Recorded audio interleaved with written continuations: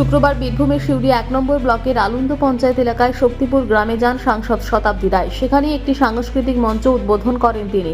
অনুষ্ঠান শেষে সাংবাদিকরা গতকাল অশান্তি নিয়ে জিজ্ঞাসা করেন। বোলপুরে অনুব্রত মণ্ডলের অনুগামীদের সঙ্গে মন্ত্রী চন্দ্রনাথ সিনহার অনুগামীদের যে মঞ্চে একসঙ্গে থাকার কথা বললেও কেন বারবার অশান্তি হচ্ছে, সেই প্রশ্নের উত্তরে তিনি বলেন, অনেকদিন পর কেষ্টদা ফিরেছে। এবার কিছু মানুষের বেশি উচ্ছ্বাস রয়েছে, কিছুজন কম রয়েছে, সেই মিলিয়ে অশান্তি হচ্ছে। অনুরাধ আর অনুব্রতর আবার লবি আছে নাকি? দুজনে তো একই, এত বছর ধরে এত বন্ধুত্ব, এত দিনের সম্পর্ক, এর মধ্যে আবার লবি কি করে তৈরি হয়? মানে এদের আমি তো মনে হয় না, মানে কেষ্টদা চাঁদার মধ্যে কোনো বিবাদ আছে বলে তো আমার জানা নেই। মানে সেটা কিন্তু যেটা বলছো সামনে আসছে লবি, সেটা কি করে আসছে আমি জানি না।